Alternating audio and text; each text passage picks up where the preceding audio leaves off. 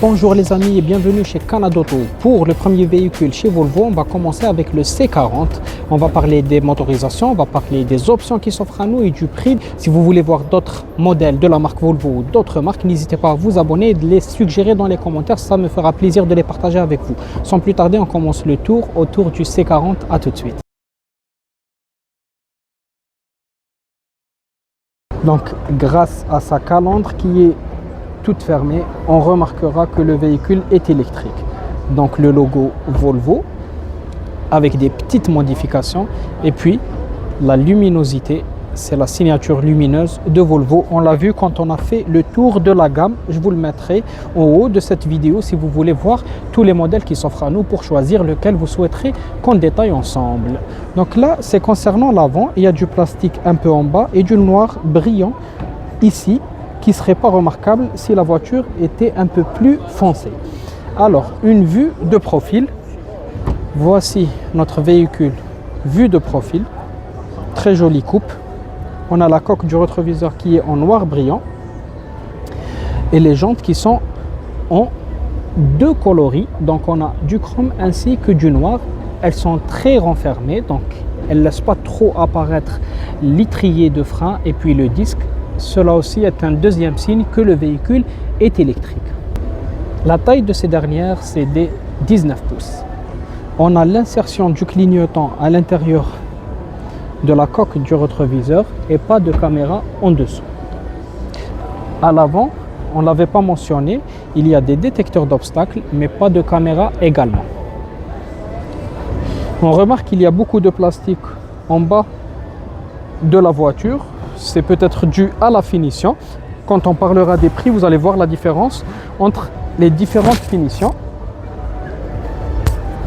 On remarque que les poignées de porte sont de la même couleur que la carrosserie, pas comme la coque du rétroviseur, et puis qu'on peut accéder au véhicule sans utiliser de clé. La lunette arrière ainsi que les vitres arrière du véhicule sont surteintées et la coupe coupée du véhicule est juste extraordinaire avec la signature lumineuse toujours fidèle à elle-même mais un peu modifiée, donc des petites coupures qu'on trouve ici qui n'existaient pas dans les autres versions. Et puis on retrouvera ce biquet arrière en noir brillant et un troisième feu de stop dissimulé juste ici avec la signature Volvo C40. Voilà le toit et la casquette, le petit biquet supplémentaire. Le toit panoramique et ouvrant. Il n'y a par contre pas de bord de toit dans le véhicule. Quand en général le véhicule est coupé, on ne retrouve pas ça. On l'a vu dans le GLC que je vous mettrai en haut de cette vidéo. On a vu les deux versions, coupé et non coupé. Vous verrez que dans la version coupée, ça n'existait pas. Mais dans la version non coupée, on avait les barres de toit. On va voir l'arrière du véhicule. Donc là, c'est une finition un peu basique. Vous voyez, ici, c'est du cuir. Là, c'est du plastique. Donc il y a beaucoup de cuir quand même. Mais le fait qu'il soit en noir, c'est presque, on va dire, ressemblant en plastique, donc on ne pourra pas les distinguer facilement à la vidéo, je suppose. Là on aura la poignée en chrome et on aura le petit bouton pour les vitres et ça pour le verrouillage et déverrouillage. On a donc nos trois places qui sont, on va dire, juste. C'est pas vraiment très spacieux, c'est en tissu. On a un accoudoir doté de porte-gobelets. On a même le diffuseur d'air arrière et comme je vous ai dit, quand les diffuseurs sont verticaux en général, c'est parce qu'on n'a pas assez d'espace pour les mettre horizontaux, mais il y a des fois aussi juste pour le style. Donc là, c'est que le véhicule est un peu étroit. Regardez la taille de l'accoudoir à l'avant qu'on va aller voir dans un moment, juste après avoir vu ce toit panoramique. Évidemment, des chargeurs USB et type C. Et on a aussi les Isofix si toutefois on voudrait attacher un siège bébé à l'avant du véhicule. On retrouvera le même cuir. En plus de ces petits schémas sympathiques qu'on a juste ici, on a la mémoire pour les sièges qui sont donc électriques pour le coup, les 4 vitres électriques, le réglage des rétroviseurs qui est lui aussi électrique. Et pour les sièges, donc réglage électrique plus soutien lombaire, mais toujours en tissu. Donc si on accède au véhicule, on remarquera ces mêmes schémas qu'on avait vu sur la porte qui reviennent dans le tableau de bord.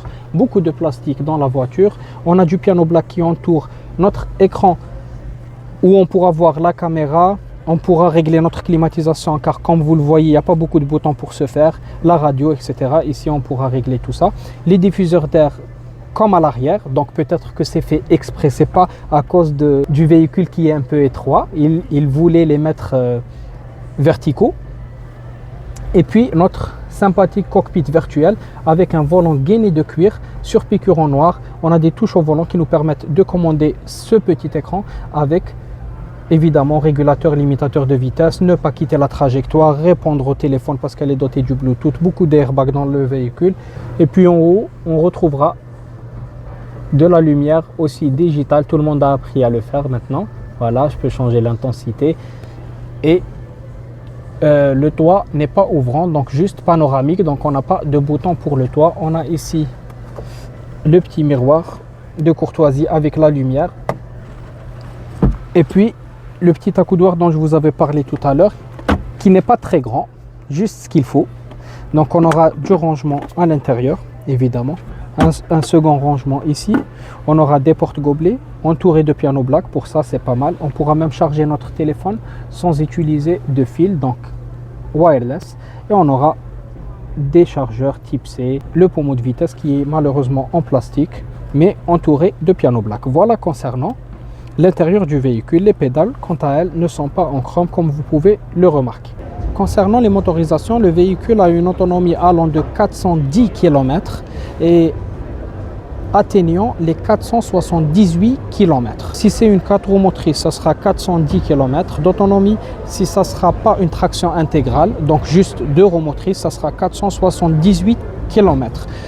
Donc vous comprendrez que le prix peut varier en fonction des batteries, des moteurs disponibles et des options aussi de chacune des finitions. Donc le prix de base commencera à 63 000 $ pour atteindre 78 000 $ pour une version tout optionnée. Voilà les amis, c'était le C40. J'espère que le véhicule d'aujourd'hui vous a plu, que la vidéo aussi vous a plu. Si c'est le cas, n'oubliez pas de vous abonner, laissez un pouce bleu, cela fait toujours plaisir. C'était tout pour moi, c'était Lotfi et au revoir.